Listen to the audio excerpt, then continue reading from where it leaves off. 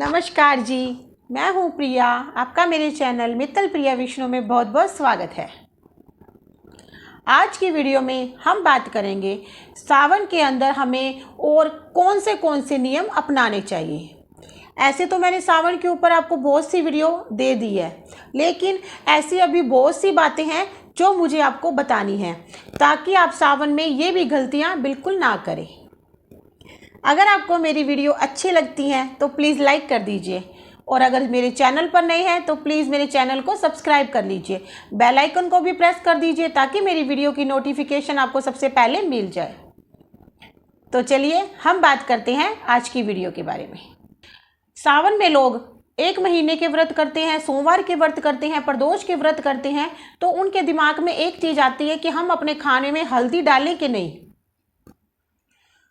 आपको अपने हर व्रत के अंदर, चाहे वो फलाहारी हो चाहे वो फलाहारी ना हो, आपको अपने खाने के अंदर हल्दी का यूज जरूर करना है। हल्दी एक एंटी बैक्टीरियल मसाला है जो हमारे अंदर के, अगर हमारे अंदर कुछ ऐसे कुछ कीटाणु हैं या कुछ रोग हैं, उनको ख़त्म करने में हमारे खाने के रूटीन में हल्दी का यूज़ किया जाना जरूरी है। तो आप अपने मन में ये बिल्कुल मत लेके आइए भी व्रत है या सोमवार का व्रत है या 1 महीने का व्रत है, हम हल्दी खाएं कि नहीं। आप हल्दी बिल्कुल खा सकते हैं और आपको अपने हल्दी को अपने खाने में बिल्कुल शामिल करना है। दूसरी चीज़, मंदिर हम जाते हैं, अगर हमें मंदिर में कोई, जो हमारे जैसे भगत हैं जो मंदिर में आए हैं, हमको कोई प्रसाद दे दे, अब हमारे मन में आता है हमें यह प्रसाद लेना चाहिए या प्रसाद नहीं लेना चाहिए, क्योंकि वो तो अपना एक दान कर रहे हैं ना। लेकिन अगर मंदिर के अंदर आपको कोई प्रसाद दे तो आपको जरूर लेना चाहिए। देखिए, मंदिर के बाहर अगर आपको कोई प्रसाद दे रहा है वो आपकी मर्जी, आपको लेना है कि नहीं लेना। लेकिन मंदिर के अंदर अगर आपको कोई, जैसे आप भगत हो, आप कोई और भगत है वहां पे, अगर आपको प्रसाद दे रहा है तो आपको वो प्रसाद जरूर लेना है, क्योंकि वो एक ऐसा प्रसाद है जो उसने मंदिर में दिया है, और मंदिर में उस प्रसाद में भगवान का आशीर्वाद भी है। तो आपको कभी भी ऐसे प्रसाद को मना नहीं करना। अगर आपको मंदिर में कोई भी प्रसाद दे सकता है, कोई फल है, कोई मिठाई है, कुछ भी दे रहा है, तो आप उसको जरूर लीजिए और खाइए भी। इस बात का आपको ध्यान रखना है। और अब अगर आपने वो प्रसाद लेके और किसी और को दे दिया ना, तो ऐसा नहीं करना। आपको क्यों नहीं करना? कई बार क्या होता है, हमें कोई ऐसी चीज मिलनी होती है जो हमारी किस्मत में होती है, हम उसको प्रसाद के तौर पे हम वो अपनी किस्मत की चीज किसी और को दे देते हैं। तो आपको ऐसे नहीं करना। अगर मंदिर के अंदर आपको कोई प्रसाद दे रहा है तो आपको जरूर खाना है। तीसरी चीज, सावन में कई लोग होते हैं नीलकंठ जा रहे हैं, हरिद्वार जा रहे हैं, ऋषिकेश जा रहे हैं, क्योंकि देखो लोगों में धार्मिक आस्था बहुत है, तो लोग इधर उधर जा रहे हैं हरिद्वार के सावन के महीने में। अगर आप भी सावन के महीने में कहीं जा रहे हैं और आप वहां से प्रसाद लेके आ रहे हैं और वो प्रसाद आपको अपने गली मोहल्ले में अपने रिश्तेदारों को बांटना है, तो आप अकेले प्रसाद को नहीं बांटो। आपको क्या करना है, आप हरिद्वार में गए हो, नीलकंठ गए हो, कहीं भी गए हो, आपको वहां से क्या करना है, एक सिंदूर की डब्बी लेके आनी है। वहां पे धार्मिक स्थलों में सिंदूर आम मिलता है आराम से, आपको वो लेके आना है। और फिर उसकी छोटी छोटी, चाहे वो किसी टिश्यू पेपर में छोटी छोटी पुड़िया बना दीजिए और एक हर प्रसाद के अंदर वो पुड़िया जरूर रखिए। इससे क्या होगा, इससे जितने भी लोगों में आपने प्रसाद बांटा है ना, उन लोगों को वो सिंदूर भी मिलेगा। और किसी को सिंदूर का दान देना बहुत अच्छा दान होता है, इससे आपका सौभाग्य बहुत अच्छा बढ़ जाता है। तो आपको ये बात भी जरूर ध्यान रखनी है। चौथी चीज, सावन का महीना चल रहा है, अब अगर लेडीज है उसको देखिए मासिक धर्म आएगा ही आएगा, तो उसको क्या करना है, अगर वो उसको 7 दिन का उसका जो टाइम पीरियड चल रहा है उसके अंदर वो मंदिर के अंदर नहीं जा सकती, लेकिन वो मंदिर की देली, मतलब मंदिर की दहलीज तक जा सकती है। उसका वो नियम नहीं टूटेगा पूरे सावन का। तो वो मंदिर की दहलीज तक जाकर वहां से भगवान को हाथ जोड़ के उनका नमन कर सकती है। और अगर उसको वहां पे कोई प्रसाद दे रहा है तो उसे कभी भी उस टाइम 7 दिन के टाइम में प्रसाद नहीं खाना चाहिए। पूजा तो करनी ही नहीं है, मंदिर तो जाना ही नहीं है, उसको प्रसाद भी नहीं खाना चाहिए, क्योंकि इससे हमें ना बहुत बड़ा पाप लगता है। ये छोटी छोटी चीजें होती हैं, पर ये अगर हम इन चीजों का ध्यान कर लेंगे ना, तो हम अपने, जो कहते हैं ना, अपने लक्ष्य पे जल्दी पहुंच जाएंगे। हम इन चीजों का ध्यान नहीं करते ना, इसीलिए तो हमारा नुकसान होता है। और फिर इंसान कहता है मैंने तो कुछ गलती नहीं की, मैंने तो किसी का बुरा नहीं किया, मेरे साथ ऐसा क्यों हो रहा है, मेरे साथ ऐसा क्यों हो रहा है, मैंने किसी का बुरा नहीं किया, पर इसीलिए आपका बुरा होता है क्योंकि आप ये छोटी छोटी चीजें सोचते नहीं हो।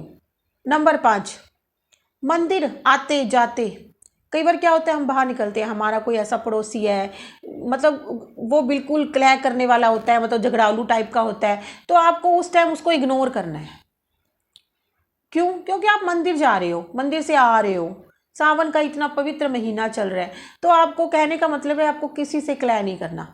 आपको लग रहा है वो झगड़ालू है, आप उससे खुद दूरी बना लीजिए, आपको उसके पास जाने की जरूरत ही नहीं है। जब अगर वो झगड़ालू है ना तो आप उससे दूरी कर लीजिए, उसका निपटारा तो भगवान अपने आप कर देगा। आप अपना सोचो, आपको अपना दिन नहीं खराब करना, आपको अपना पूरा महीना खराब नहीं करना। उससे क्या होगा, अगर आप झगड़ा करोगे या उसका झगड़े का जवाब दोगे तो आप में भी नेगेटिविटी आएगी। आपको अपने अंदर नेगेटिविटी बिल्कुल नहीं लेके आनी, इस बात का आपको बिल्कुल ध्यान रखना है। नंबर 6, हम क्या करते हैं, हमारे घर में जो बुजुर्ग होते हैं उनको तो हम चाय भी नहीं दे रहे, नाश्ता भी नहीं दे रहे, हम अपनी टोकरी उठाते हैं और मंदिर चले जाते हैं। नहीं जी, आपको ऐसा बिल्कुल नहीं करना, क्योंकि सबसे पहले तो आपके घर के बड़े हैं, आप उनका आदर करो। अगर उन्हें कोई चीज़ चाहिए टाइम से तो पहले उन्हें दो, उसके बाद आप अपना टाइम निकाल के मंदिर जाओ। भगवान नहीं कहता आप भी मेरी पूजा पहले करो और अपने घर के लोगों को आप रोता छोड़ दो। अगर आप उनको कुछ दिए बिना, उनको बिलखते, उनके वो आपसे कुछ मांग रहे हैं, आप उनकी सुनाई नहीं कर रहे और आप मंदिर चले जाते हो, तो भगवान भी आपकी पूजा स्वीकार नहीं करता।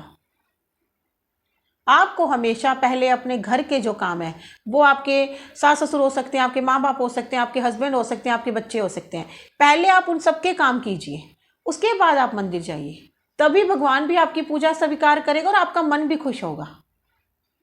ये बात का आपको बिल्कुल ध्यान रखना है। नंबर 7, कई लोग पूछते हैं अब हमने व्रत कर रखे हैं, हमारा 1 महीने का व्रत है, हमारे सोमवार का व्रत है, प्रदोष का व्रत है, हमारा फलाहारी व्रत है, हम क्या करें, हम दवाई लें कि नहीं लें? आप दवाई बिल्कुल ले सकते हो। देखो, अगर आप दवाई नहीं लोगे तो आप वैसे बीमार हो जाओगे, तो घर वाले और बोलेंगे एक तो व्रत कर रखा है, ऊपर से दवाई नहीं ले रही, बीमार हो गई। ऐसा बिल्कुल नहीं करना आपको। फलाहारी व्रत भी किया तो भी आप अपनी दवाई टाइम से लेइए। खाली पेट नहीं ले सकते, थोड़ा सा फ्रूट खा लीजिए, एप्पल खा लीजिए, बनाना खा लीजिए, पर आपको अपनी मेडिसिन पूरी टाइम पे और प्रॉपर लेनी है। इस बात का बिल्कुल ध्यान रखें, क्योंकि हमें बीमार होकर दूसरों को थोड़ी तकलीफ पहुंचानी है ना। अगर हम बीमार होंगे तो हमारे घर वालों को तकलीफ होगी, हमें ऐसा कोई काम नहीं करना। इस बात का बिल्कुल आप ध्यान रखिए। कई लोग अब पूरे महीने फलाहारी का व्रत कर रहे हैं, वो एक टाइम भी खाना नहीं खा रहे और फिर भी वो बीमार हो रहे हैं, घर वाले परेशान हो रहे हैं। लेकिन आप ऐसा बिल्कुल भी कोई काम मत कीजिए जिससे आपके शरीर को परेशानी हो, आपके घर वालों को परेशानी हो। अगर आप में हिम्मत है तो ही आप व्रत रखिए। अगर आप में एनर्जी नहीं है तो आप एक टाइम खाना खा सकते हैं ना, खाना खा के व्रत कीजिए। अगर आपने एक टाइम खाना खा लिया तो आपके शरीर को भरपूर एनर्जी मिलेगी, आप में पूजा करने का भी मन करेगा। क्या होता है, खाली पेट, कहते हैं ना खाली पेट भजन नहीं होते, तो बिल्कुल नहीं होते। अगर हमारा मन खाली होता है, हमारा पेट खाली होता है, तो हमारा किसी मन में चीज़ में ध्यान नहीं लगता। तो आपको ऐसा कुछ नहीं करना, पूजा करिए, व्रत करिए, पर आप एक टाइम खाना खा के करिए, ताकि आपके शरीर में भी एनर्जी बनी रहे, आपका दिमाग भी चले। तो आपको इस बात का भी बहुत ध्यान रखना है। नंबर 9, मैंने ये बात तो आपको बहुत बार बताई है, भी सावन के महीने में रोज माता रानी को, पार्वती को सिंदूर चढ़ाइए और अपनी मांग में जरूर भरिए। ये बहुत शुभ है। ये मैं आप हर वीडियो में क्यों बताती हूँ, ऐसा आप करके देखिए, आप खुद देखेंगे इसका कितना अच्छा रिजल्ट आएगा। इस बात का भी आपको बहुत ध्यान रखना है। सबसे जरूरी चीज, हम क्या करते हैं, हम शिवालय जाते हैं। रोज में तो चलो इतनी भीड़ नहीं होती, जैसे शिवरात्रि है, सोमवार है, प्रदोष है, तो उस टाइम बहुत भीड़ होती है मंदिर में। हम क्या करते हैं, भगवान को पकड़ के बैठ जाते हैं। पीछे वाला हमारा देखता रहता है, अब हटे हम पूजा करें, अब हटे हम अपनी पूजा करें। ऐसा होता नहीं, उसका बेचारे का कोई ऑफिस का टाइम है, किसी स्कूल का टाइम है, वो अपनी पूजा छोड़े बिना छोड़ के और घर चला जाता है। तो वो उसको पाप नहीं लगेगा, वो पाप लगेगा आपको। तो इस चीज का आपको बिल्कुल ध्यान रखना है। देखिए, पूजा कीजिए, ढंग से कीजिए भगवान की, लेकिन अगर आप दिख रहा है मंदिर खाली है, आराम से आप बैठ सकते हैं, आधा घंटा आप बैठ के करिए पूजा। पर आपको लग रहा है भीड़ है, और हम 5 मिनट से ज़्यादा नहीं लगा सकते, तो आपको 5 मिनट में ही पूजा करनी है, क्योंकि इससे भगवान की पूजा भी हो रही है और जो दूसरे इंसान है ना उनको भी हमने टाइम दे दिया पूजा करने का। कई औरतें मैं देखती हूँ मंदिर में शिवलिंग को पकड़ के ही बैठ जाती हैं, जल चढ़ा रही हैं, धीरे धीरे दूध चढ़ा रही है, धीरे धीरे दही चढ़ा रही हैं। अरे करिए पूजा, बहुत अच्छी बात है, लेकिन ऐसे नहीं करिए भी हम किसी और का दिल दुखा दें। इस बात का भी आपको बहुत ध्यान रखना है। ये छोटी छोटी बातें हैं, पर अगर आप इनको अपनाओगे ना तो आपको खुद को फायदा होगा। आज की वीडियो में इतना ही। अगर मेरी वीडियो अच्छी लग रही है ना तो प्लीज़ कमेंट जरूर कीजिए, मुझे बहुत अच्छा लगता है जब आप कमेंट करते हो।